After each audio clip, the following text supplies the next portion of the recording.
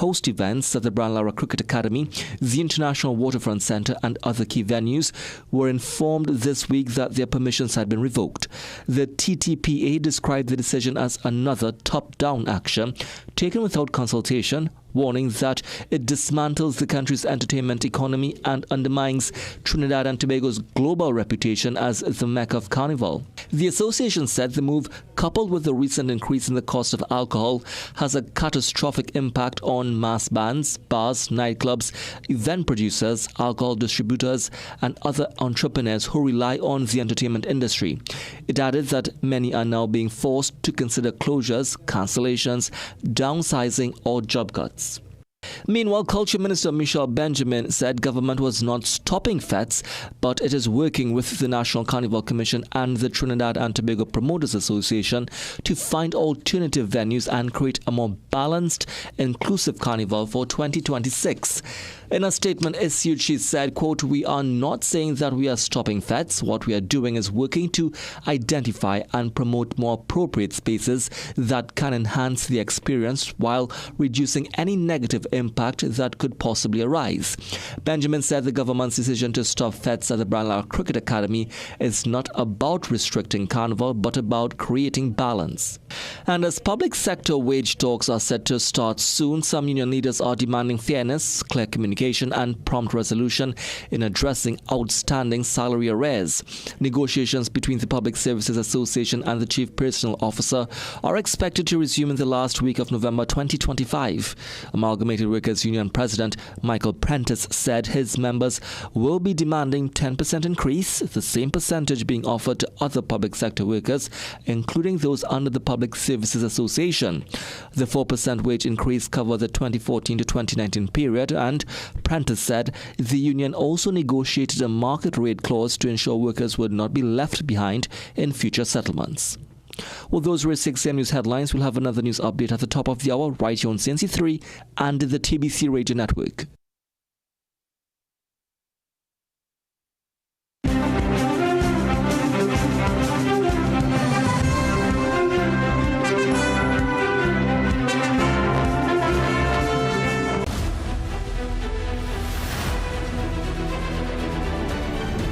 Morning Brew is brought to you by Omega XL. Live long, stay strong.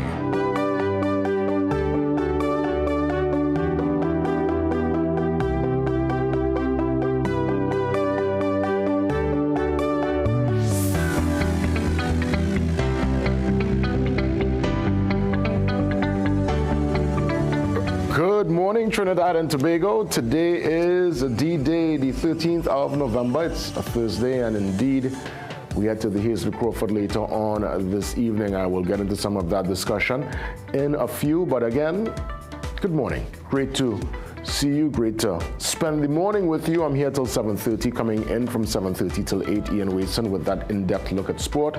For the morning shot, Jason J.W. Williams signing on, and it is action-packed. A lot to discuss before we head to our Business Guardian breakdown, and we are guided as always by the Trinidad and Tobago Guardian.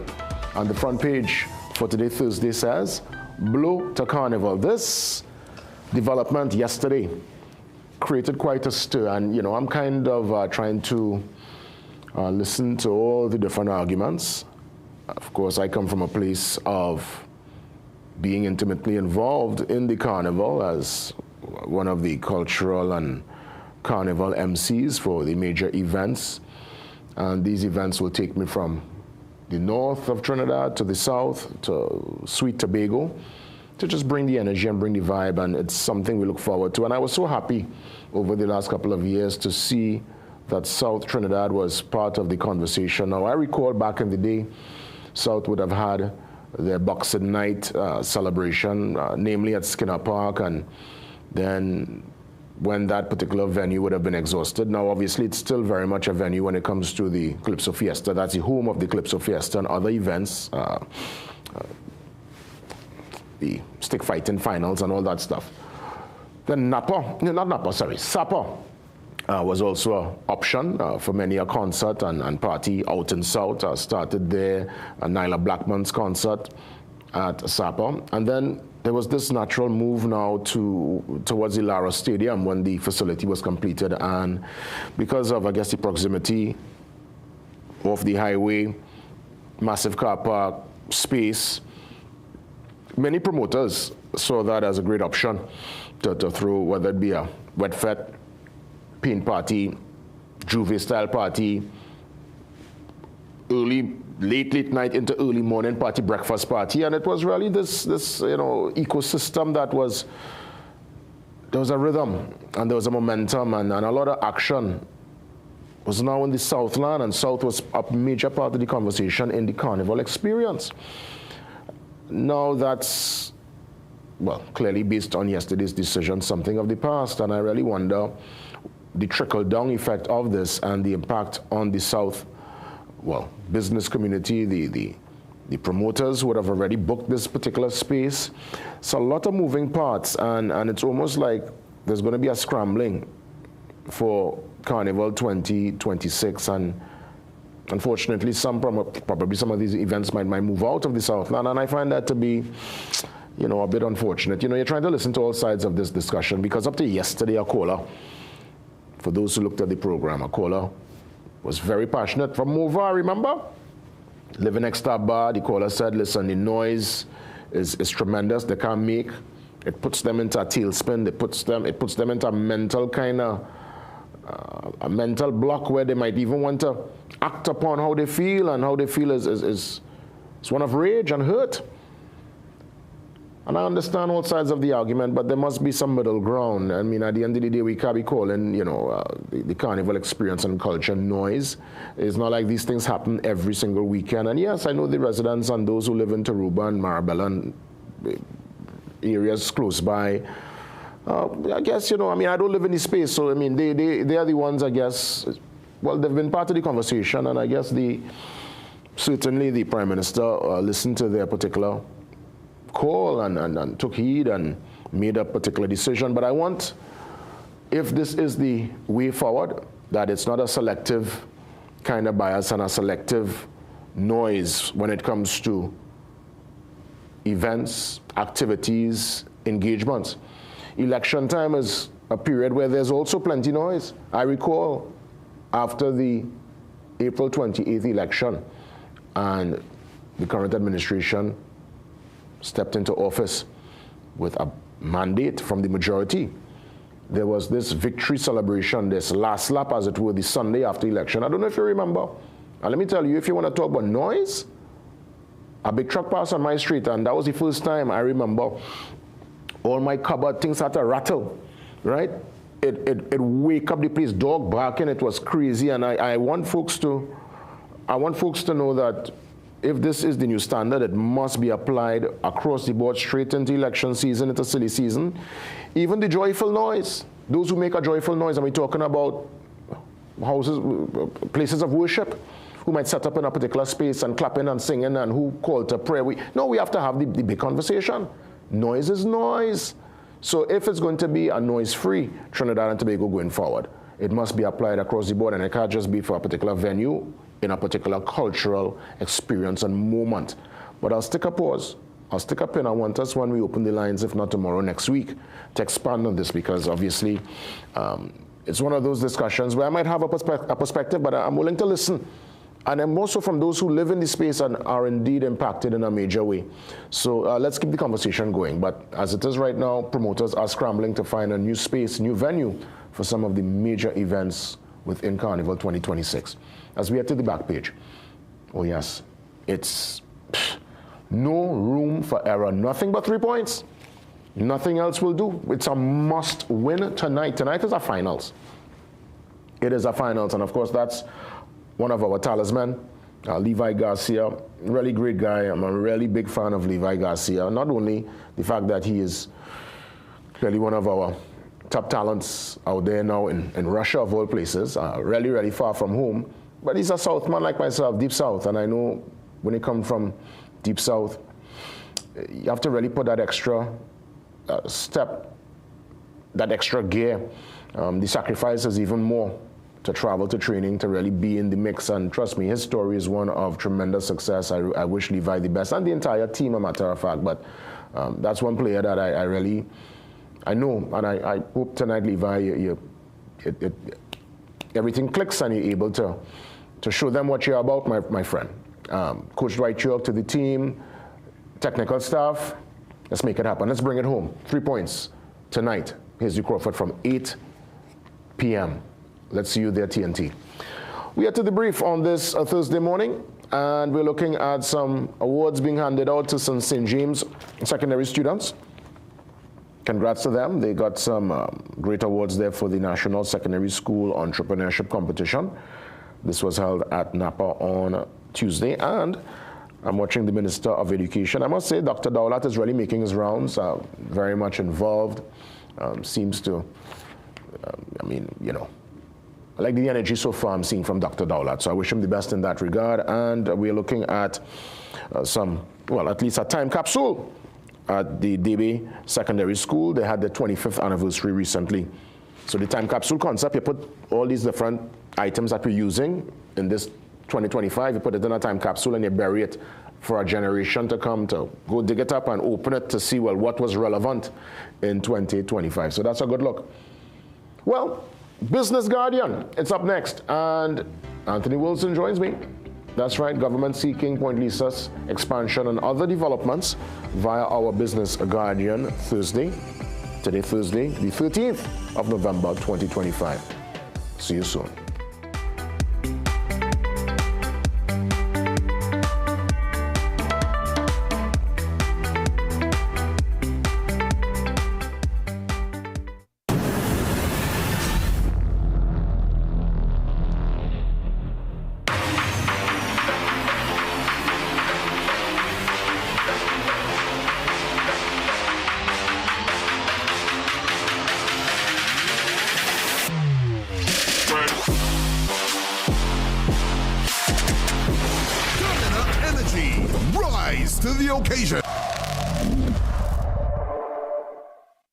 Magical Expressions Limited is the largest local importer and distributor of fresh cut stems, offering the widest range of beautiful flowers at the most affordable prices. Call us today at 701-6488, 701-6680, 728-6786, or visit our website to order.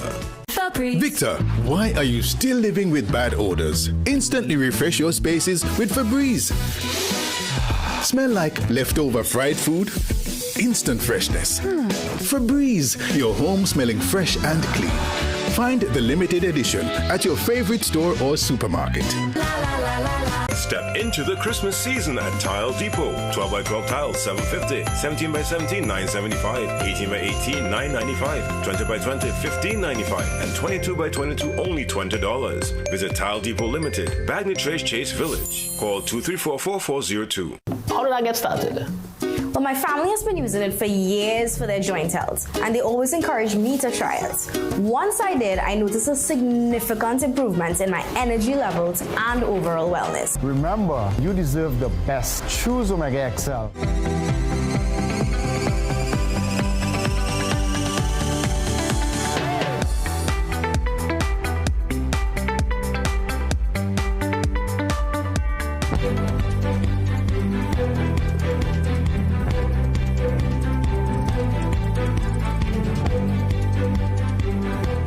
Consultant business editor Anthony Wilson joins me on a matter of fact on the Zoom line. Anthony, from a minute there, and at least say on set, because I know you joined me last week. I look forward when you take the time. Yeah. I always look forward when you take the time to join me. But nonetheless, great to have our discussion as always. Well, let me tell you, the Business Guardian, it's definitely one for the ages, tackling a couple of different talking points, namely, of course, developments within the energy sector. What's this front story about? Government seeking Point Lisa's expansion? Yeah, okay, so that's a story that Andrea Perez Sobers did. She interviewed Minister of Energy and Energy Industries, Dr. Rudal Munilal, and he basically told her that the government is in contact with investors. It's looking for more investment and is hoping to boost the Point Lisa's industrial estate. And of course, Point Lisa's the companies on the Point Lisas Industrial Estate have not had a good, maybe last decade or 15 years, because during that period, ammonia companies, methanol companies, melamine, Proman is into melamine and UAN. Those companies have suffered from natural gas curtailment, which is the inability of the national gas company, the wholly state-owned national gas company, to provide contracted amounts of natural gas to Proman, Yara, Nutrien, and other of the companies on the Point Lisas Industrial Estate. So I think that the fact that the government is looking for more investors and more investment in the Point Lisas Industrial Estate is a significant story, and if it comes to pass, I would say it would be a significant boost for the industrial estate and for the country as well. Yes, and in that regard, we wish them the best. We hope it's able to pull through, because if it benefits one, it benefits all of us, ultimately. Absolutely, yes. More government revenue, more foreign exchange, more high-paying jobs would all come from that effort by the government to seek more investment and more investors for the Point Lisas Industrial Estate. Yes. Is that the same mindset? Obviously, I'm looking at your story, and it's an interesting one, because many are asking the question that you've put forward this week via the Business Guardian. Where is the money coming from for the revitalization project? It's about 129 construction, well, I would say mega projects. We're looking at the redevelopment of the waterfront in San Fernando and Port of Spain, major works at the port of Port of Spain. We're looking at, well, I'm seeing some major developments. We're looking like a mini Doha from what I saw via the artist rendition. Where is the money coming from to do such? Okay, so in the world in 2025, money can come from many areas. I just mentioned one or two. But so, for example, the Chinese companies would love to be involved in the revitalization blueprint. So Chinese companies, many of them are state-owned, especially the contractors, state contractors and developers. Many of them are state-owned, and I think China would love to get involved in the blueprint. But I think the geopolitics of this is interesting and important, because I think it's quite noticeable that the Kamla Persad-Bissessar-led administration has got much closer to the United States government in the period since April 28th, 2025. And I think it's quite clear that it's really a case of either or. You can't go with China and then expect to get U.S. investors and U.S. investment in Trinidad and Tobago. So I would say government to government is one obvious area, one obvious source of funds for the huge infrastructural developments that the government has planned. Also, the international financial institutions, such as the Inter-American Development Bank, the World Bank, and CAF, the Latin American and Caribbean Development Bank.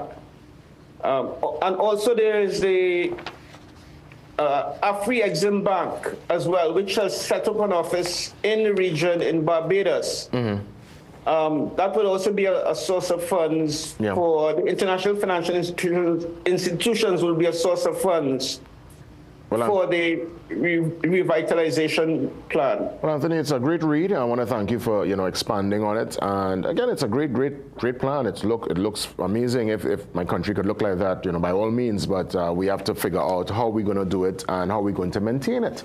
That's a different conversation for a different day. Anthony, look at the run now, though, because, boy, today it's a day. You want to say something before we go? Yeah, one final point. I think it's two things. One, it's important that the government prioritize and sequence the projects that it is planning. And secondly, I think it is very, very important that the government consult the population about what is needed and what is not needed, what is not really needed, what is top priority for us to build and what is second priority for us to build. All right. Yeah, those are two important points. Anthony, all the best. Have a great one. Be safe, and we'll touch base Godspell next week. Thanks, Jason. You're most welcome. So we stay in with the noise pollution discussion, and coming up after the Citizens Against Noise Pollution TT, the PRO, and the director, they join me to again expand on this recent and very important development. See you soon.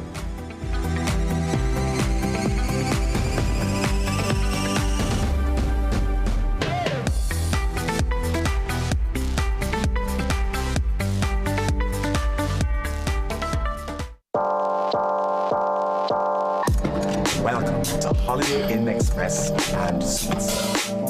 Do enjoy, Stacey. You want some coffee? Can I have a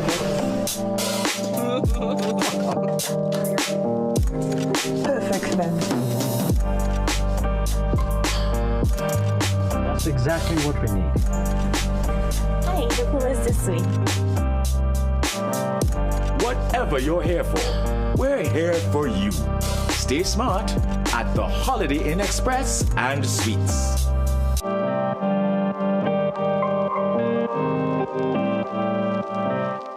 Are you ready for the ultimate glow up? VioFest Glam and Glow at Value Optical is here. It's our biggest sale of the year with the lowest prices on the brands you love. Frames start from just $95. Score glam designer looks and save up to $800 from Guess, Converse, Polo, OP, and Couture. With See Now, Pay Later. Get flexible payment plans financed by Cred IQ. The time to glow is now. October 13th to November 16th at any Value Optical branch nationwide. Get your perfect eyeglasses today. Conditions apply. Value Optical. Expert care for your eyes. Struggling with blood sugar swings, high blood pressure, or stiff joints? Take control with Aja Nutrition's powerful wellness trio. Berberine Plus supports healthy blood sugar. Blood pressure support helps keep your pressure in check. And Joint Aid keeps your joints moving so you can stay active every day. Don't wait. Choose Aja Nutrition for trusted, effective solutions. Available at Pennywise and leading pharmacies nationwide. Feel better, move better, live better with Aja Nutrition. Are you tired of the same old boring drive home from work? Look no further. Get ready for the ultimate after-work rush with Freedom 106.5 FM's The Overdrive with Davey. Mondays to Fridays from 3 p.m. to 6 p.m. Let Davey take you on a thrilling ride of non-stop entertainment and education. He covers the topics of the day, delves into the latest food and lifestyle trends, and brings dynamic guests from exciting professions to share their professional stories and experiences. Take advantage of this energizing and engaging experience. Tune into Freedom 106.5 FM, Mondays to Fridays, 3 p.m. to 6 p.m. for The Overdrive with Davey, the ultimate way to end your day with a bang. Some of us like to test limits, but there won't always be second chances. Obey the speed limits. Maybe you don't value your life, but others value theirs.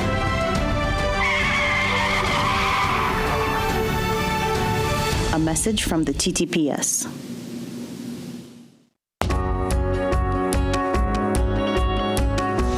Sportsmanship is when an athlete walks off the court and you can't tell if he won or lost because he carries himself with pride either way. This quote is an embodiment of sport, and for me, sport is an embodiment of life. We are where you are.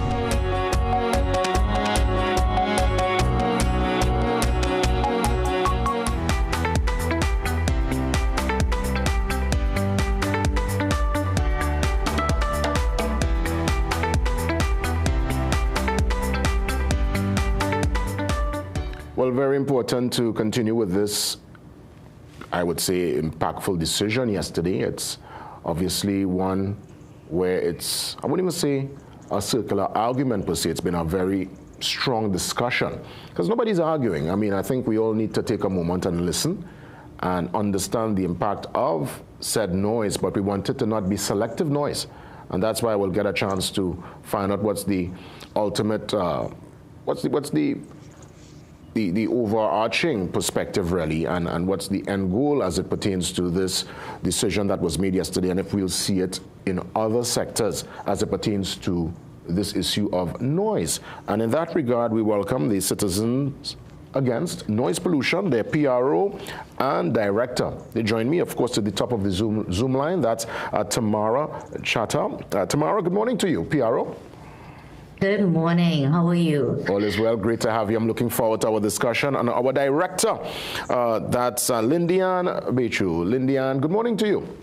Good morning. Top of the morning to the family on this morning. Definitely. I'll start with you, Director Lindy. I'm sure yesterday's decision, and of course to you tomorrow, would have been received with applause, but I wonder if this is part of a greater push, because as I would have mentioned this morning, noise is noise.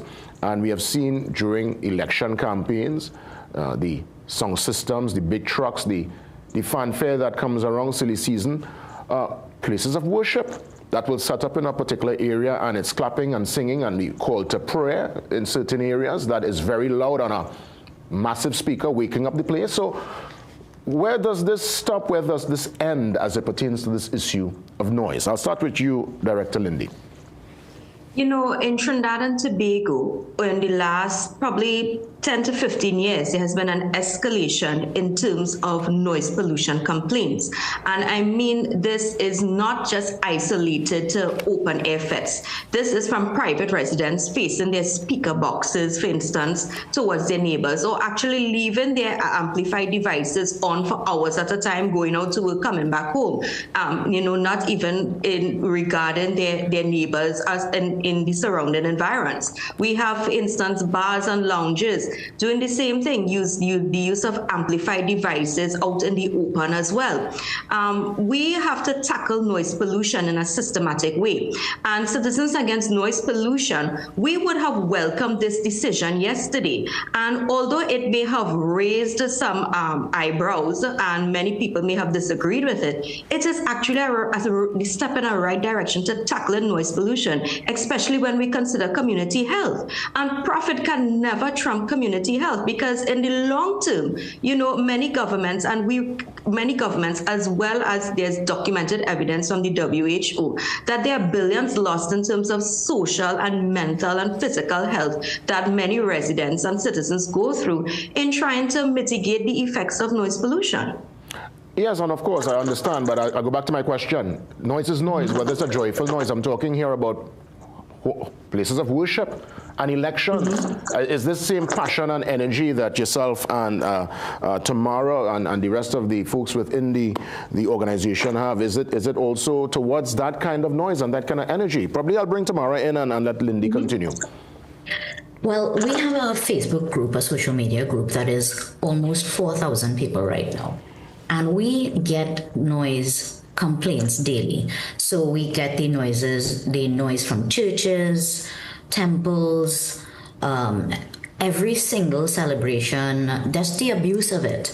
And actually, you know, I've been seeing the comments based on this decision to stop the fets at the Brian Lara stadium.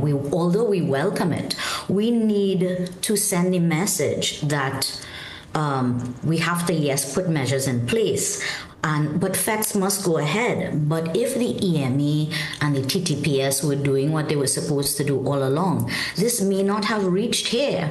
We have laws in place. We have decibel meters, and the issue is we are discussing entertainment here. And actually, it shouldn't be about entertainment. It shouldn't be about politics and even culture. We are talking about public health. We are talking about human dignity. And it is the right of every citizen for peace inside of their own homes. So we are talking about it all the time. We had a really terrible Diwali because of the noise of the fireworks and the scratch bomb. People came out and rallied about it. It is only really because of this decision yesterday that we may in fact be brought on today discussing noise pollution. But the truth is, for more than a decade, communities around this country have been pleading for respite from chronic, violent, industrial grade noise, especially, yes, around the savannah. But what about the Woodbrook residents? What about residents in other parts of this country? We have been clamoring for a long time, but we are now being highlighted because of course, they're stopping the FETS in the Brian Lara.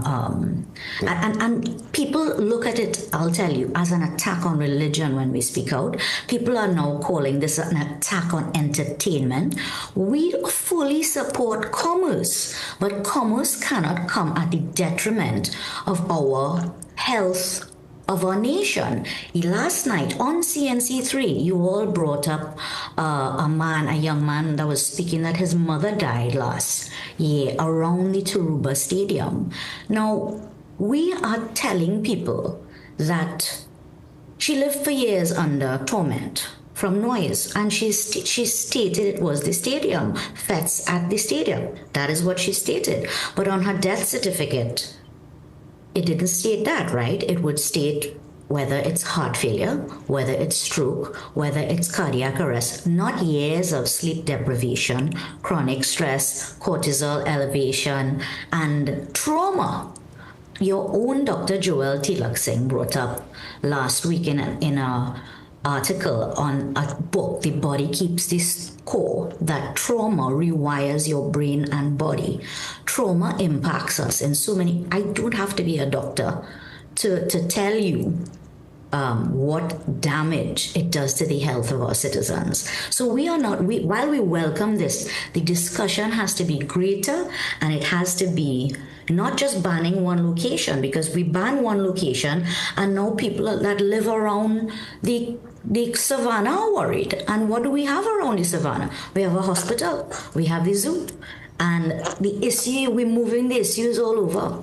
So we really have to tackle the issues. Yes, we know the authorities have failed, the EMA and TTPS to protect, but when we ask ourselves, did we really give these agencies the tools to do the jobs that they were entrusted to do? Well, let me bring Director Lindian in, because clearly this will be tabled in the Parliament soon. The Prime Minister gave that commitment. What recommendations from the organization, if you could put forward some recommendations based on this development, seeing that they're going full speed ahead, because this was also a campaign promise. Right. Now, we have been advocating for years for resolution with regard to noise pollution. One of the things that we have actually advocated is the use of quiet time laws. Now, quiet time laws are used in nearly all developed countries in the world, and they are really are protected hours of sleep. So, for instance, you have, like in the UK, the quiet time laws running from 11 p.m. to 7 a.m. And we know within that time that, the use, for instance, of things like amplified devices outside, etc., it's outlawed, and you can be ticketed for that. And what we have to understand is that Trinidad and Tobago is now taking steps to come into first world compliance with regard to noise pollution. The WHO states, matter of fact, that noise pollution is second in terms of burden of disease after air pollution. And I want to make it clear as well that there is a context for this. In 1994, the then Minister of Works and Transport, Mr. Colin Imbert, had to do the same thing with regard to banning of loud music and maxi taxis. taxis. And I want to bring this into focus because in the heyday of the late 80s going into early 90s, the dub culture around Trinidad and Tobago was literally at its pinnacle. And they had to take steps, all right? For instance, they tried moral suasion with the Maxi Taxi Association at that time. They tried enforcing it with the police at that time. But guess what? None of that worked. There was still the use of these tape decks and amplifiers that people were hiding in the Maxi Taxis, etc. So much so that in the Department of Physics at the University of the West Indies in 1989 did a study, and they found that they're looking at the sound levels in Maxi Taxis, and they found that 64% of them were over the 90 decibel limit. Now, why did Mr. Colum Imbert have to take this decision? He was bombarded for close to over 2 years with letters at that time. People writing to him as the Minister of Works and Transport to tackle the menace that was loud music in public transportation. And this was met with a lot of furrow by the opposition and other sectors of the society. But I want to say something that was on record in the Hansard that Mr. Colum Imbert said. And he says that one needs to recognize that the government has to take the concerns of the wider population into consideration and what is best for the country rather than what is best for individuals or small groups. And we respect the rights of maxi taxi operators to have a radio, but we have to also respect the rights of the general population not to have their right to quiet enjoyment abused. And this is what I am saying to my fellow countrymen in Trinidad and Tobago, and also to the entertainers and many others who would be who think they will be affected by this decision. The use of the stadium right now, it needs to be relocated because there are too many communities close by being affected. But my question honestly is where, because if we consider South, right? South is not part of the carnival conversation, and for many in the Southland, the business people, entrepreneurs, even the small sole traders, it was a good move. Commerce, it's a trickle-down effect. I would have mentioned in my opening, Skinner Park would have always been a mainstay for Calypso Fiesta and other events. Supper would have been used in the past for different concerts. My question is, where in the Southland? Because the Taruba Stadium, proximity of the highway, people from Port of Spain and other areas could have, they could get there, get out. I'm trying to figure out, are we going to kill the carnival product in the Southland? Where really in the Southland could we accommodate events of such a scale? This is something that stakeholders, we have to sit down and we have to speak and we have to have discussions because those are valid concerns. However, we have to note that before the Brian Lara Stadium, where were these fests happening? Let's ask that first, right? Before the stadium came into being, where were these fed promoters then and where other people, like-minded individuals, having their parties and having their commercial events? And the thing is, like I said, we have to be progressive.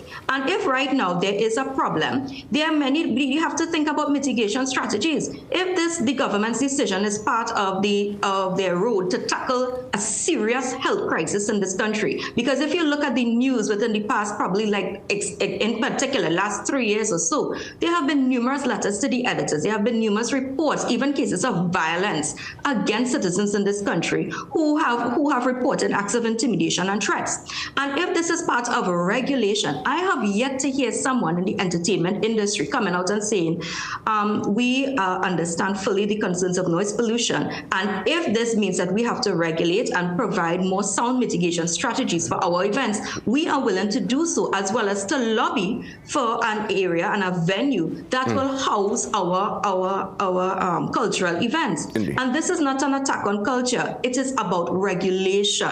All right? There are many instances of first world countries, for instance, in the UK, who has a very thriving nightlife. In Brazil, right? They have taken steps to control their noise pollution that is linked to their cultural and to their city life.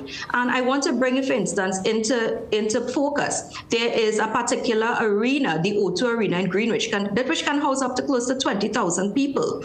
And that area has acoustic barriers that actually absorb the noise. So, for instance, people outside of the arena They are not disturbed by what's happening in the arena. It is time that as a people and as a country and as stakeholders in tackling noise pollution, that we recognize that there has to be much more measures. And if that means lobbying for different areas and a different venue, then so be it. Well, Indiana and Tamara, I'll tell you, we'll have to stick up in for now. I want us to continue because it's a learning curve for me also. I mean, I have a particular perspective, but it's important to listen, to really get a chance to expand on the discussion. And I want us to probably book a date, if we can do it again, probably soon, as soon as probably next week or week after, to have a part 2 to this very important discussion, because I think this will dominate lots of debate going straight into the weekend and beyond, straight into Carnival.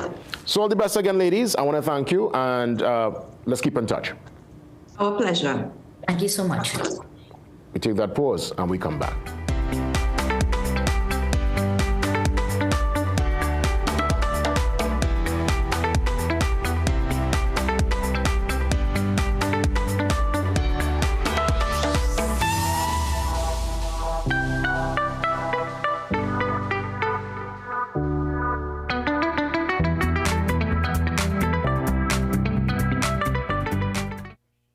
No, this is Radical Trading, you know that? And them have everything to cover anything. Radical Trading have the best fabric designs for your upholstery needs, yeah? So furniture, car, boat, tent, even material for school bag.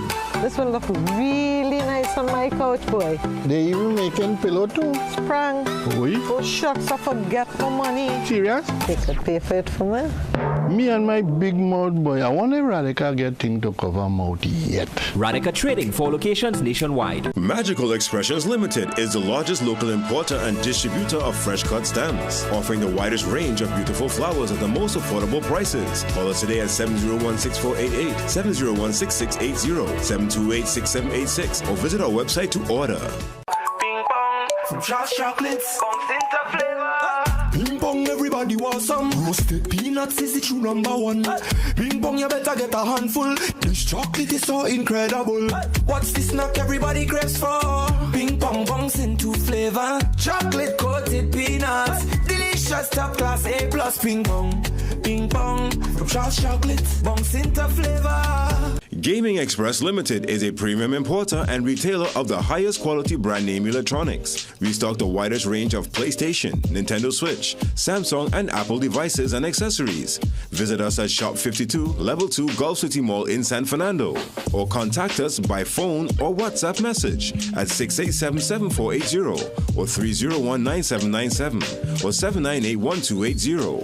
Like our Facebook and Instagram pages for updates on products and services. Pain. Said like I have no pain since using Omega XL.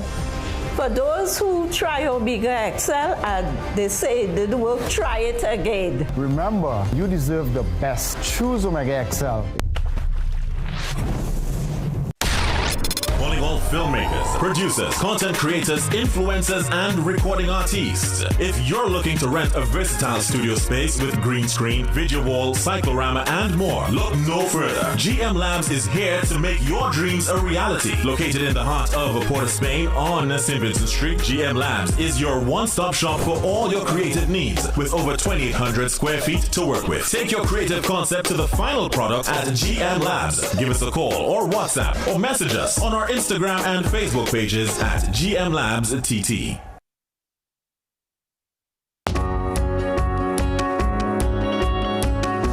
Sportsmanship is when an athlete walks off the court and you can't tell if he won or lost because he carries himself with pride either way. This quote is an embodiment of sport, and for me, sport is an embodiment of life. We are where you are.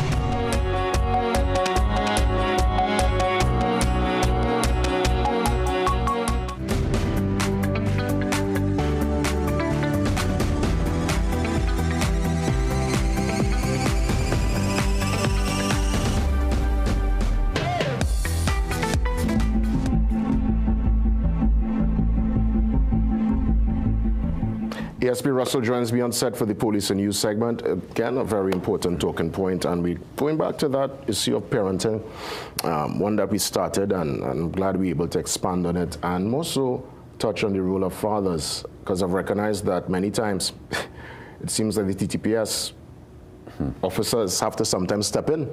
In a way, I've seen it time and time again and play that role. And I look at even my own life with certain, I don't know if you know, but I grew up next to a police station in Komoto. So the days in the 80s, they had people like Sergeant Wilson, Tom, Sergeant Boynes, Wilson, Lyons. I remember these officers' name, and I used to go and play table tennis with them, and they used to, in their own little way, offer a little advice. Even people like Shabadi, I look at Shabadi when I was in St. James in my teenage years, the kind of impact he would have had, the advice and the counsel. So yeah, I recognize that your job sometimes goes even beyond the boundary. It shouldn't be that way, but clearly that's the reality of the moment. Yes, it is. Good morning to you, Officer Russell. First of all, let me say, on behalf of the Commissioner of Police, Deputy Commissioner, First and Second Division Officers of the Trinidad and Tobago Police Service, good morning, Trinidad and Tobago. As usual, it's a pleasure being here. As we speaking about fathers, yes, we, the TTPS, have in times gone into that fatherhood role. In the community, and we look at the police, youth clubs and stuff like that, we have a responsibility as well to ensure that that community is intact. And if you see children going astray, you take them under your wings. Hence the Hearts and Mind program by IATF, the functioning of the police youth club. And, as I speak about the police youth clubs, we want to encourage the public to assist with the funding and, the supporting of the police youth club. Many of the times they will have to do some fundraisers to get certain things done, to get school supplies, to attend sporting events with the children. Some children may excel in certain areas, and it would be used as a proper tool to keep them off the street, But yeah, we have definitely gone into that fatherhood role. Do people, do mothers sometimes too? Because I've heard, the local, the culture. Parents will say, "You're getting on bad, I'll go take you to the police." I'll have the police come talk to you. Do people literally bring their children to the station for you all to have a conversation with them? Yes, people do bring their children to the station. And as a parent, you have to understand, you have to take charge of your home. And, we're looking at the fathers in the home as well, more so. Because where boy children are concerned, it's important, especially where boys are concerned, for fathers to be in their lives. And what you tend to find with girl children really gravitate towards their fathers. I mean, there are all some aspects of fatherhood that we could improve. I myself, notwithstanding, I have 2 adult daughters, have some areas that I it's desirous of some improvement. It's a gap with how we did things long time and how this younger generation do their stuff, sometimes it leaves you to wonder what is really going through their minds. So, as fathers, we have to be there, we have to be present, we have to listen attentively, we have to go past that role. The 3 main roles of a father: provider, protector, disciplinarian. And we have to go past that role and really be that person in our children's life. Because I think what we see, it's a parenting issue, and obviously, if no one is there to hold you accountable, I sometimes wonder, yes, children will come from good home too and will make certain decisions, right? But generally, I've seen where you see a certain behavior, then you see the parent and you see there's a correlation. And you wonder, okay, I don't know about how we're going to bring this back. And that's where the TTPS will have to sometimes get involved, because if someone runs into some kind of problem and now the law gets involved, you have to intervene, take them before the system. I'm seeing we're in a point now where children are being charged.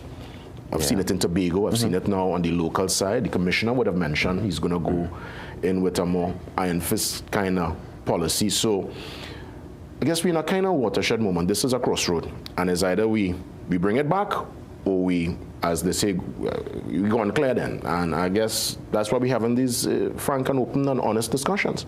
Well, one of the things I want to say first, they say charity begins at home. Train a child in its ways and in ways, and the child shall not depart. So it's incumbent, and it's a huge responsibility on the parent to exhibit that behavior, those morals, those principles, those values that you want to pass down to your child. If you are the person in the home that, let me say, is engaging in wrong activities, then how could you now be a role model to correct your child? So once that behavior is being displayed at home, when that child goes out into the school system or the public, that is the behavior that they are known. That is the behavior within which they have been socialized. That's how they behave. You know, yes, there are children who are different children at home and as opposed to school. We all will know that. However, before it reaches by the police, you need, especially the fathers, you know, need to really take that responsibility. We know we want to say thank you to the mothers who are doing the two roles. We know it's difficult. We want to say thank you to the single parents, but even to the fathers, notwithstanding the relationship haven't gone the way that you would have desired, you still have a responsibility. You know, we are all culpable, and every male adult should see themselves as a father, because nothing stops you from correcting the neighbor's child. Nothing stops you from looking out for that neighbor's child or telling the neighbor's child, that hey, your child did X, Y, Z whilst you weren't at home. Do you think sometimes, because of that void, that longing for acceptance, that longing to be recognized, some young men especially lean towards certain elements within the community who will pay attention and give them that kind of strength and obviously step in, as it were, as a father figure? Of course. Of course. You've seen it time and time again? Time and time again, and it's a problem we are continuously faced with, you know, in the community. And a lot of them tend to emulate those that are going down the negative road, because what they are seeing is the nice sneakers, the gold, the cars, the women, etc. And this is what the community is showing as somebody being successful, as the boss, as the community leader, as the gang leader, as the top man, for want of a better words, as they say on the streets. So, you know, we need to come to guard against that, because we want the younger generation to make positive contributions to the society. We need to have a successor for you. We need to have a successor for me. I wouldn't be in the organization forever and ever, amen. So we need to look at that and understand that this young man could be the next prime minister. This young lady could be the next doctor or the next president or the next prime minister. We have to think about that whilst we're going forward with our business, and really as a community, as a society, you know, we have to go past the days of, I mind my business. It ain't bothering me. Because that attitude tends to come back and bite you. Well, I mean, again, interesting times, you know, as times evolve, there is change, and sometimes people kind of take a more hands-off approach, but, you know, we are calling, and again, I endorse that call for all of us to get involved. Let me ask you, based on one of the major stories via the news cycle, I know it's under investigation, but any new developments in the officer who is being questioned for an alleged kidnapping? Well, the last thing I heard that he has been detained and is in custody, and he's assisting the police service with the inquiry. But let me first say this: wise person may want to run with it and say all them police corrupt, or all them police in this. We must remember that we came from the society, and in society there's good, there's bad, in every organization, in every industry. That's just how it is. Some persons come in, they may pretend at the earlies, and then they have their own agendas. They come with their own ideas. You in the community have a responsibility as well, because when we come to the community to ask to do our background investigation on an officer who's trying to enroll in the police service, you sitting at home may know that that child is involved in something. That child is on the corner. That child is where they hide the gun. But that child may not have been charged before. So there's no criminal record or history of him being affiliated or part of the gang. But here what you're saying, I ain't take bread. I ain't have no bread to give him. I ain't have no butter to give him, so I wouldn't take your bread. I can't give him biscuits, so I wouldn't take your bread. So you say, he's a good boy. And we take your recommendation, and then he enlists. So we all have a responsibility. So as the investigation go, and we want the public to recognize that this is a perfect example, as with many times, that we are not afraid to investigate, interrogate, and detain our own. And if it leads to arrest and charge, he will be charged and placed before a court to answer a charge once there's sufficient evidence for a charge to be laid against him. So we are also trying our best to guard our institutions. Would we always get it right? No. There are some persons who may put the organization to shame. Another police-related incident that made the news cycle, your colleague who would have been in that vehicle accident, any latest on him? Is he on the up and up? What's the latest in terms of his recovery? Well, I am not aware of his recovery at this stage, but for what I would say, we thank God that he's in the land of the living, because I haven't seen anything on any of our police chats. I haven't heard anything negative with respect to his health and his recuperation as a result of the accident. And we also want to commend the residents on the beat who assisted with certain things that were seen on the social media, and for their assistance on that day, and it is nice to see that members of the community could come out and really be a positive beacon, be a positive light, show a role model, and help us to reduce and eradicate some of the stigmas that we may have as it pertains to certain communities. And we don't want to just on this instance, but we want to continuously going forward. Well, Officer Russell, as always, sincere thanks. We'll definitely continue with our discussion. That call for us to be our brothers and sisters keeper, look out for the children, bring it back to the community. It's a good call, and I guess, step by step, we all have to try to make our effort. You be safe. God spare, we'll get a chance to touch base again next week. Have a wonderful weekend, Trinidad and Tobago. Up next, your 7 a.m. news update. Much more after 7.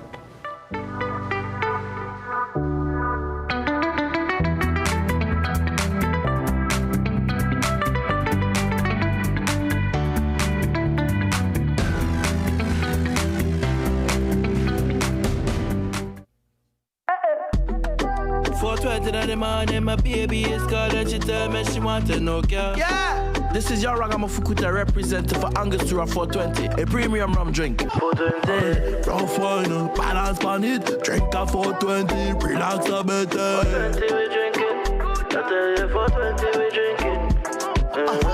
Rough wine, balance on it, drink a 420, relax a bit. 420 we drinking, 420, yeah. Do you think all dishwashing soaps are the same? With some, they require more effort, and they don't wash as much. Try Dawn and discover its grease cleaning power. Dawn removes stubborn grease easier and faster than others. Additionally, it foam lasts 50% more. With Dawn, you use less product to clean more dishes and save with every wash. Dawn, triple grease cleaning power. Step into ABC Doors and Windows, where quality meets variety. Discover premium wooden, steel panel, fiberglass, and steel security doors alongside aluminum, UPVC, and steel windows designed for strength and durability. At ABC, we're always a better choice, delivering products built to last and service you can rely on. Visit our showroom at 1 Chanka Trace, El Socorro South, or call 638-7184 to make your dream home a reality. Growing your food business begins here at Southern Food Basket Wholesale Distribution Center. The turnaround is fast, from container to cold storage to pickup trucks. And when we deliver, product integrity is maintained with our highly respected vehicle-powered chilling systems.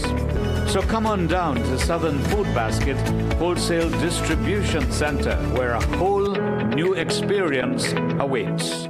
We are your one-stop, most convenient, most helpful, most caring community pharmacy. Our pharmaceutical services include dispensing medicines, repeat dispensing, clinical governance. But we also have a fully stocked convenience store featuring our refreshment aisle, grocery lane, personal care products, toys, pet supplies. We are most conveniently located out of the traffic, just 2 minutes off the highway in Heartland Plaza, in Deva Chaguanas. Contact us on 220-8705 or 470-5938 and visit us soon.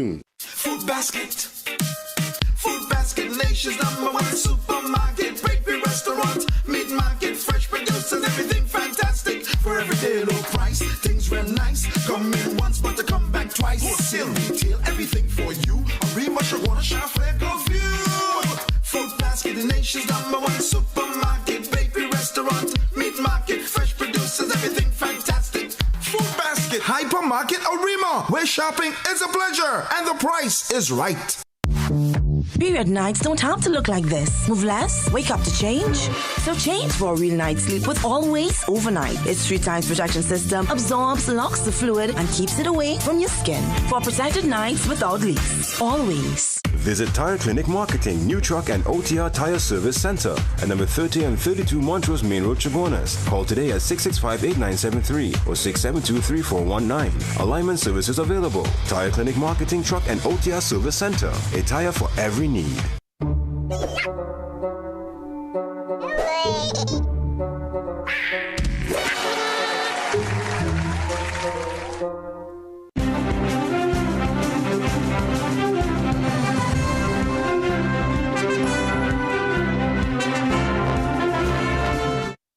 Good morning, I'm Peter Christopher with headline news on CNC3 and the TBC Radio Network. Amid reports from international media about a larger U.S. military presence in the region, local Defense Force officials have not confirmed any such activity. Yesterday, Reuters reported that the USS Gerald Ford has moved into Latin America, a move since confirmed by the Pentagon. Satellite images showing military vessels in the southern Caribbean were also shared on X, formerly known as Twitter.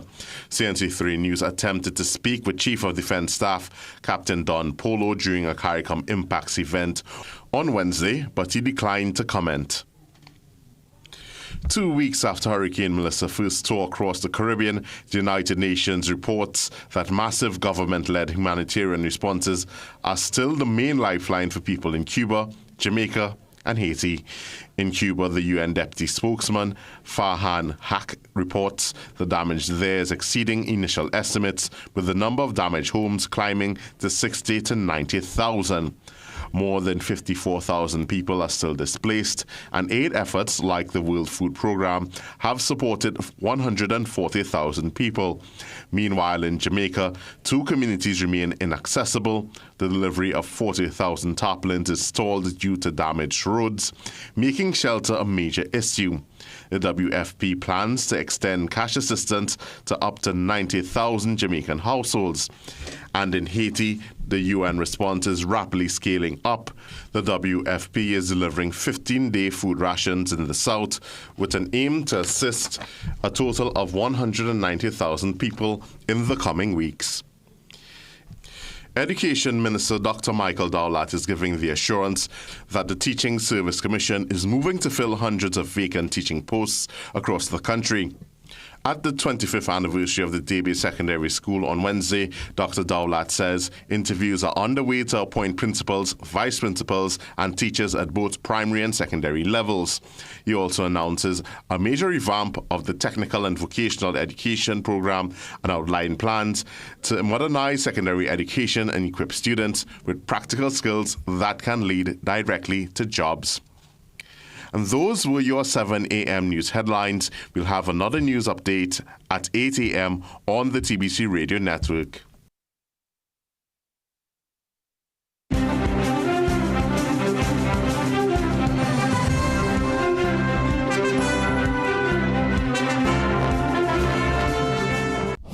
At Bagwansing's, Port of Spain and Chaguanas, we are committed to providing quality products for all major building projects.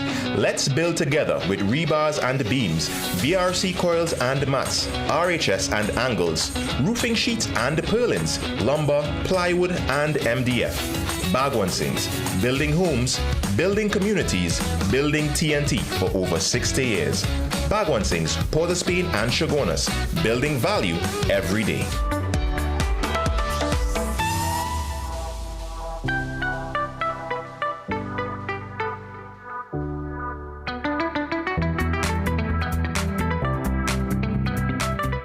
COP 30 coverage, brought to you by Anson McCall Group of Companies.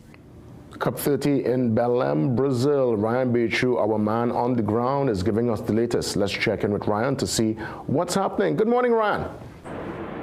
Good morning, Jason, and good morning to all of your viewers. It's been a really interesting turn of events here at COP 30 in Belém, Brazil, where there is so much happening both inside the conference and outside. I've actually taken notes over the last 24 hours. A climate justice flotilla of more than 100 boats with 5,000 people from 60 countries, including activists, forest defenders, other civil society campaigners, They have arrived in the host city in Belém, Brazil for what is termed the People's Summit that will run alongside the climate change summit that we are at right now. That should make for interesting reporting over the next week. But there's an even more interesting occurrence that has happened. The International Energy Agency has launched its 2025 World Energy Outlook, and that is showing that there are more renewables will be built between now and 2030. That's a huge, huge statement. A huge finding in this report by the International Energy Agency. Because remember, we're pretty much here, Jason, to lower emissions, to lower the use of fossil fuels. But by contrast, the International Energy Agency is saying that there will actually be an uptick. In fact, they were saying that the world is still on course to reach peak oil and coal by the year 2030. So how is that going to play out in the sense of what negotiators are trying to accomplish at this COP is going to be very key over the next week, and it's something that Jean-Marc and I will be diving into in the coming days and in the coming week, because this is a huge report by the International Energy Agency.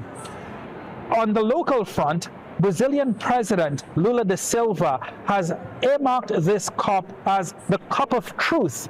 He says this is essential because there's a lot of misinformation and disinformation that's being spread about climate change and about the COP process.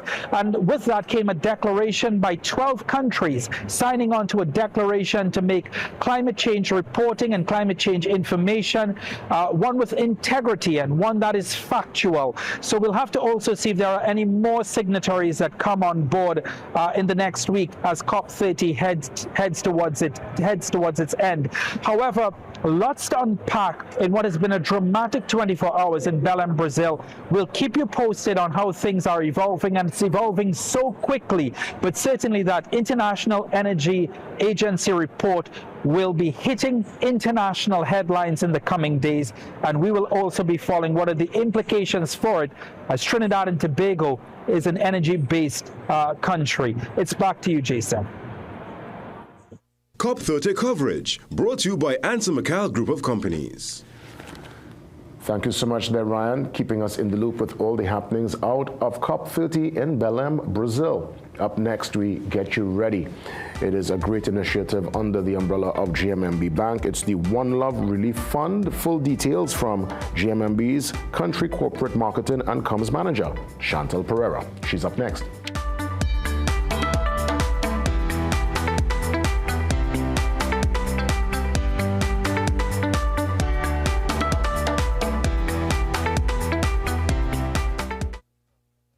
Bring the magic home this Christmas with G-Mar Home Furnishers.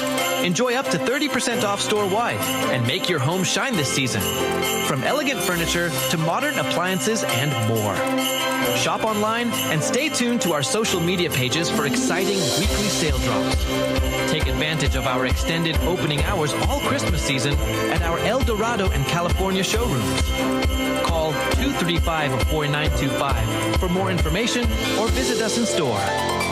G-Mar Home Furnishers. Best value for your money. Sugar is a poison. Understand this. Sugar equals chronic inflammation. Chronic inflammation equals insulin resistance. Insulin resistance equals diabetes. So don't be fooled by the notion that high blood sugar is the cause of diabetes. High blood sugar is only a symptom of the diabetes. Chronic inflammation, that's the root cause. How do we combat chronic inflammation? Through lifestyle changes. Then, and only then, make sure you're getting enough omega-3 fatty acids. Always consult a qualified medical professional before starting any supplements. Need to upgrade to a better phone system? Contact the experts at Voice Outsourcing.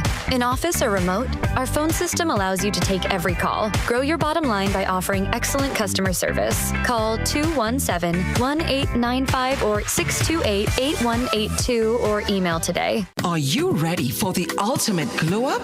VioFest Glam and Glow at Value Optical is here. It's our biggest sale of the year with the lowest prices on the brands you love. Frame start from from just $95. Score glam designer looks and save up to $800 from Guess, Converse, Polo, OP, and Couture. With See Now, Pay Later. Get flexible payment plans financed by Cred IQ. The time to glow is now. October 13th to November 16th at any Value Optical branch nationwide. Get your perfect eyeglasses today. Conditions apply. Value Optical. Expert care for your eyes.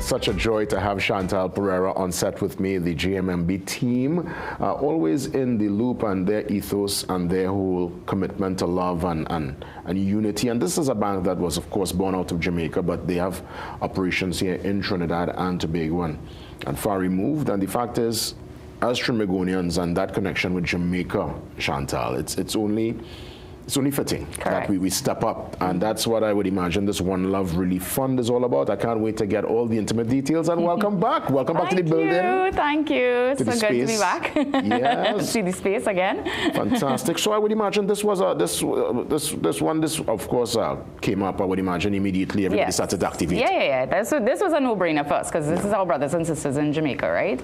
And yes, we have our roots born out of Jamaica, and Trinidad is one of the places we landed.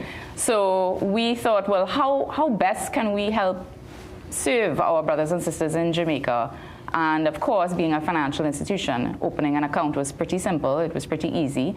And we thought, besides our team members and our core team to donate the funds, we would open it up to Trinidad and Tobago to let everybody now have a way to donate or help persons in Jamaica. Indeed. So you're looking to mobilize. How does one get involved?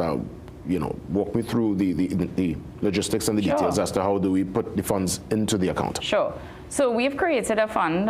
It's called JMMB TTCSR Relief Fund. That's the beneficiary name. Now, the great thing is you could bank in any bank in Trinidad and Tobago and donate the funds through your mobile app or your laptop application, however you want to put it. And then you donate it into the account. And you just select whatever amount you want to. It's a checkings account.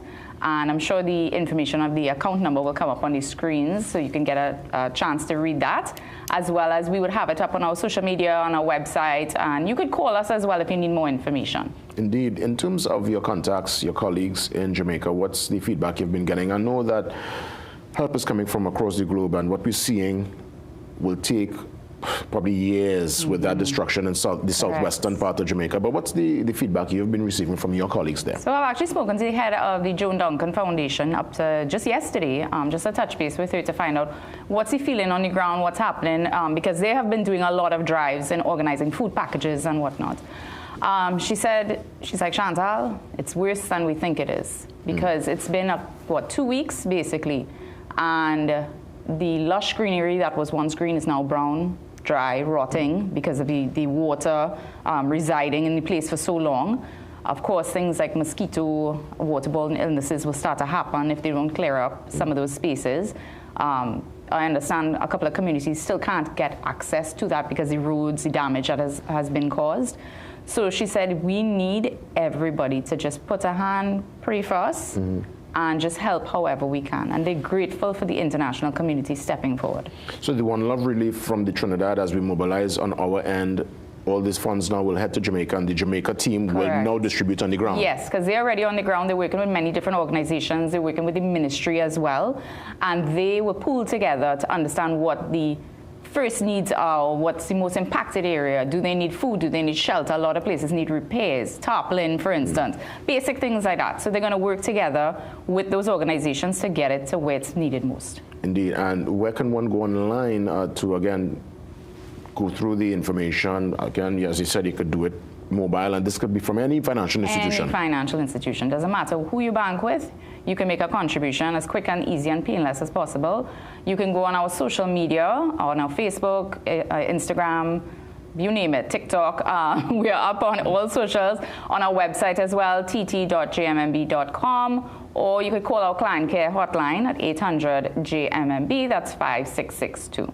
And I would imagine too, they would have, I'm sure, because I know the GMMB bank ethos is one of love. and it starts with the staff and those who work in this space. And I'm sure there would have been a commitment also from staff. Sure, yes. As well as internally, we have committed and pledged already funds towards it. Nice. And we are hoping that it just continues to build and grow, and then we can send that off with much love to our brothers and sisters in Jamaica. And this is one that will stay.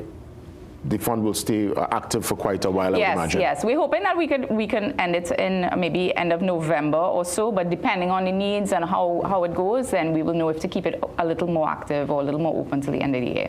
Nice. In terms of, on a personal note, how's your role and function? I know you were part of we were part of the fabric here with us for quite a while, and we work together all the time. Yeah. But I know that it seems that you thoroughly enjoy your role and function there. I do. I really love my role. I think it's a passion of mine, as you know, with marketing and advertising, right?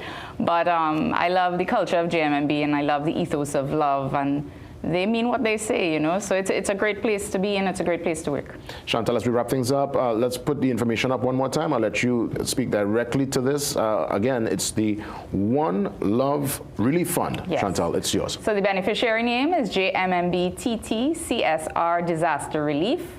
The account number is 007-4000-32498, and you would select checking and just add whatever contribution you want, whether it's $5, $500, or $5,000. Yes, we will accept every and anything. Yeah, I mean, our brothers and sisters in Jamaica, we got your back. They say out of many, one people, and it's a place we love. They say land we love, and it's truly a tremendous place. I always say Jamaica and Trinidad and Tobago, two peas in a pod, really the same kind of energy and vibration. And we got their back, and I know they got our back same way. Yes, for sure. Yes, indeed. Chantal. Thank you. Yes. We'll be seeing each other soon for sure. Compliments of the season to the entire JMMB Bank team. And with that, we will take a short pause, and we come back with our mental health matters. Johanse steps in for another impactful talking point. See you soon. Some sisters in Jamaica have been deeply affected by Hurricane Melissa. Many families don't have a place to sleep, food to eat, or know what they'll do tonight. At these times, JMMB understands that love has borders. In this light, we have created the JMMB CSR Disaster Relief Fund to help bring some alleviation quickly to the people in Jamaica. We are planning to work with our sister foundation, the Joan Duncan Foundation in Jamaica, to send this fund where it's needed most. A lot of persons need things like building materials, food, shelter, and so much more. That's why we want to urge you to contribute to this fund right now. Any little bit helps. You'll see the information coming up on your screen on how you can make a contribution towards this fund. Every little bit helps. Let's show everyone that one love could truly make the difference.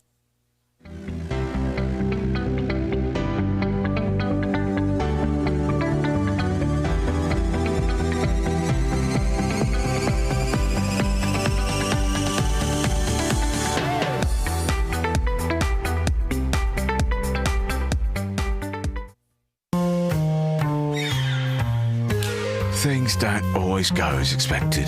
Be ready with Trinry for auto, home, business and group life. Call us at 800-TRIN or visit trinry.com today. Huge insurance premium. Pay your premiums bit by bit with FlexiPay from Trinry. For more manageable auto, home and commercial insurance payments, call us at 800-TRIN or visit trinry.com today. Trinry. Premier insurance coverage for less. Welcome to Food Basket's Hyperactive Fitness Club in Arima, where achieving your goals is our #1 priority.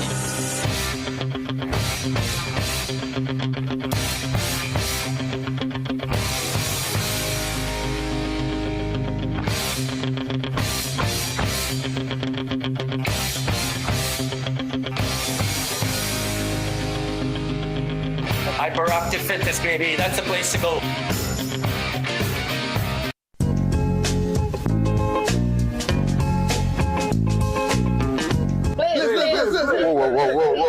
Whoa. Please, what do you think about the PNM in opposition? Now, opposition is a force. So, if the opposition opposes our next opposition, is it really an opposition? Do you think Barry will be able to give water to all? Okay, for that question, tune in to the rundown on CNC3. Wednesdays at 8 p.m. every Wednesday. All right? We're going. Are we doing people's work? Yeah, where? No, people's work. It's done on CNC3 on the rundown. Oh, you thought it was here? Yeah, but no, it's done on CNC3.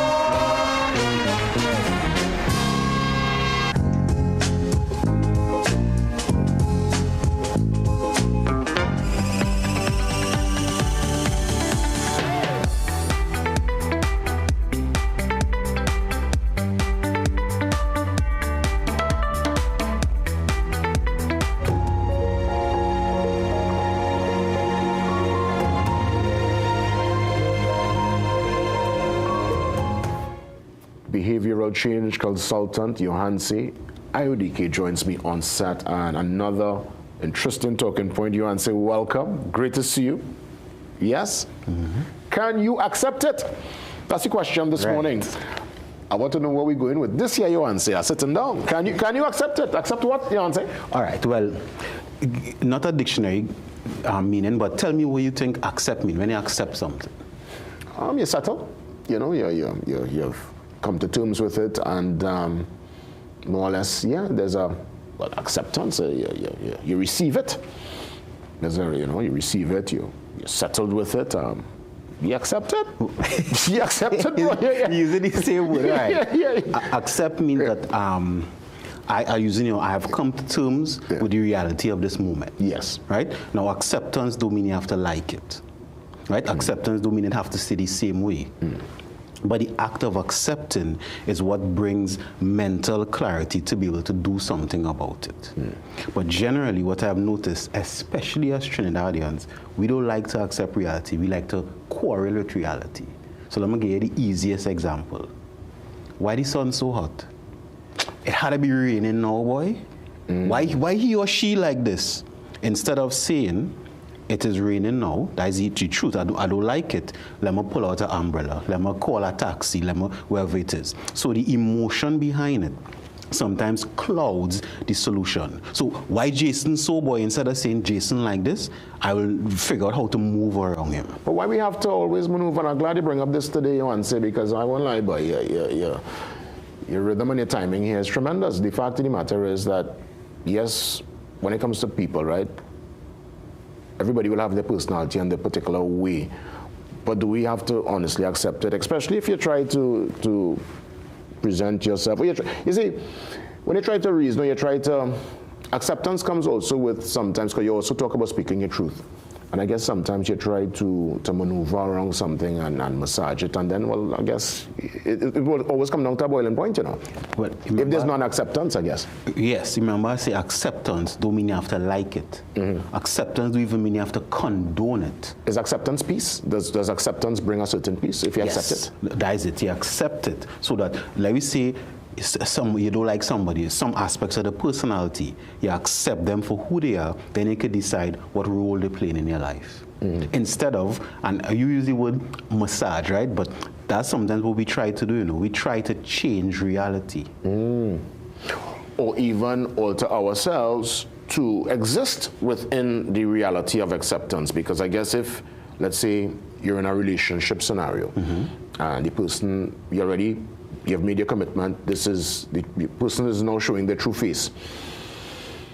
Some people adjust themselves just to as I always like to say, you would massage it around, to massage and to just be able to coexist. Because again, most men especially, what we really want, peace of mind, you know. But support and peace of mind. I've heard a lot of men always mention those two things. You see, nothing wrong with giving it a try, right? But at first you have to accept who the person is, and then you have to accept, here the important about you have to accept who you are. So the person could be asking you to do X, Y, Z, right? And we could use our romantic relationship, friendship, family interaction. The person asking you to do X, Y, Z. Sometimes immediately you know in your heart of hearts, this is not who I am, you know. But you might still try. And you try it, and then you realize more and more this is not who you are. But you want to maintain whatever relationship it is, so you pretend. Again, that is not acceptance, eh? I can imagine it's even more difficult when it comes to a career or a particular move within your scope of work, because that now comes with financial responsibilities that you know you really can't duck, you can't really evade. So sometimes you accept where you are and you stay based on the climate and the situation, because most people really can't just pick up themselves and walk away. No, especially when it comes to a career and a job scenario. You see, it may come out of the realm of acceptance, because in the moment you could accept, but also you condoning something is different from accepting, right? And sometimes you accept and then deny one time. Now, okay, I don't like this, but you know what? I go try and forget it, right? Because I remember I had a client, she was working towards a job. She really wanted this job. She get through the interview, we have a long process, and day one on the job, she reached and she realized something about the job. I can't remember what it was. She realized I can't work here. But it's the first day of the job. So what she did, she went into denial, she didn't accept. And then it was years, because God, boy, I really wanted this job, and years of torture. And I mean, I experienced things like that, not only in job, you know, you look forward to something when you reach, it's not quite what you want, but you're so attached to it now, you don't want to accept it. So I saying that, even with parents I work with, sometimes you see your son or your daughter having an issue, but nah, I don't want to deal with that now, I have too much going on, or nah, not my son, not my daughter, and you don't accept it. You see, acceptance again don't mean you can't work towards changing it the next day, you know. But many people don't like to accept. They like to get vexed with reality. They like to deny it instead of working towards that goal. I won't lie about acceptance. Acceptance, it goes back to what you always talk about, truth. And a lot of people dealing and coming to face with a reality is sometimes a very hard thing, you know. Because I guess acceptance also comes with a level of truth. It comes with the highest level of truth, because this is what it is. Looking at yourself, and that is sometimes the hard part. Even like, forget relationships now. Looking at yourself and realize, wow, this is really who I am now. You think that's why some people kind of surrender to, let's say, a vice or a particular substance?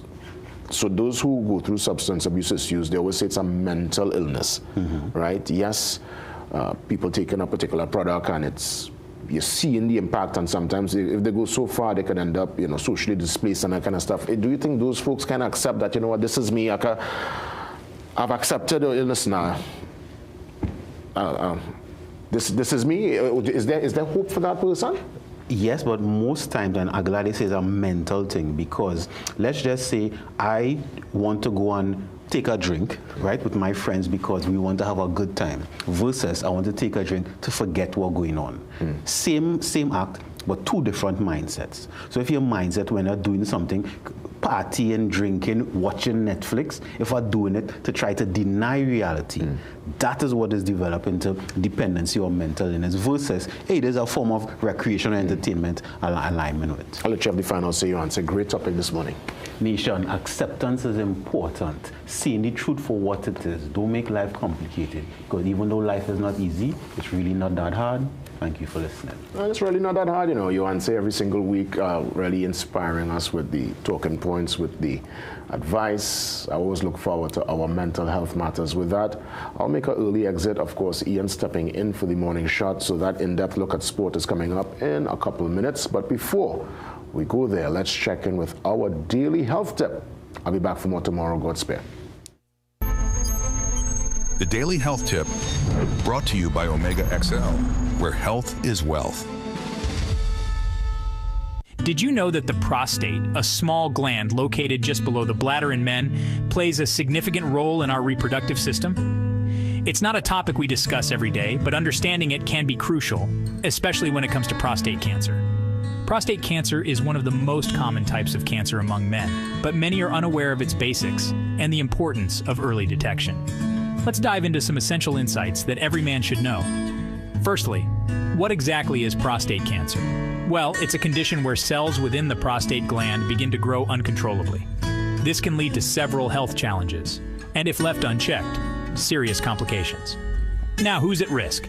While prostate cancer can affect any man, certain factors increase the risk's age, particularly if you're over 50, family history, and even your race, with African American men being at a higher risk. Moreover, lifestyle choices like diet and exercise play a part too. How can we detect it early? There are a couple of key screening methods, the PSA test and the digital rectal exam. These aren't every man's favorite appointments, but they're crucial for catching the disease before it shows symptoms. Speaking of symptoms, they can vary but often include issues like difficulty urinating or the presence of blood in urine. If you're experiencing any such symptoms, it's vital to consult a healthcare professional immediately. If diagnosed, the treatment options depend on the stage and aggressiveness of the cancer. These can range from surgery and radiation therapy to hormone therapy and even chemotherapy. It's a journey, but one you won't have to walk alone. Living with prostate cancer isn't just about managing physical symptoms. Emotional support from family, friends, and support groups plays a critical part in the journey. And let's not forget prevention.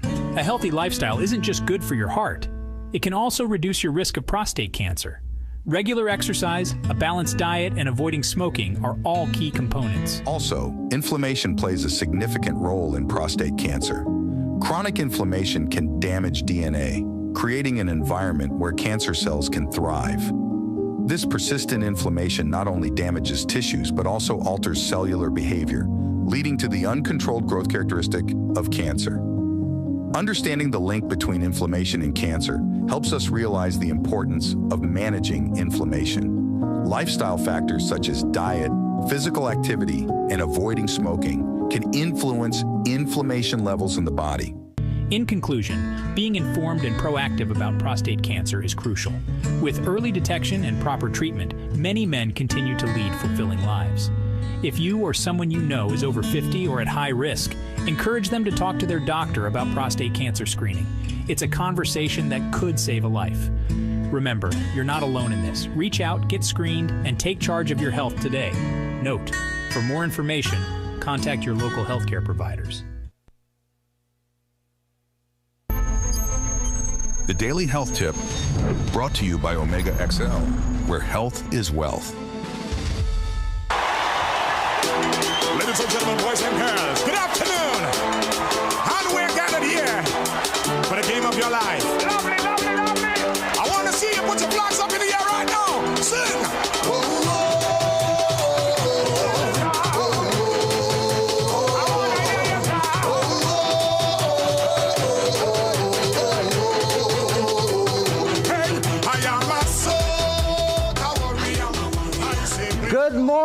Good morning, and it's a Soca Warrior morning because Trinidad and Tobago, we play Jamaica in a crucial World Cup qualifier this evening at the Hazley Crawford Stadium. And of course, we will be talking a bit about that. We will have First Vice President of the Trinidad and Tobago Football Association, Colin Murray, joining us in a short while.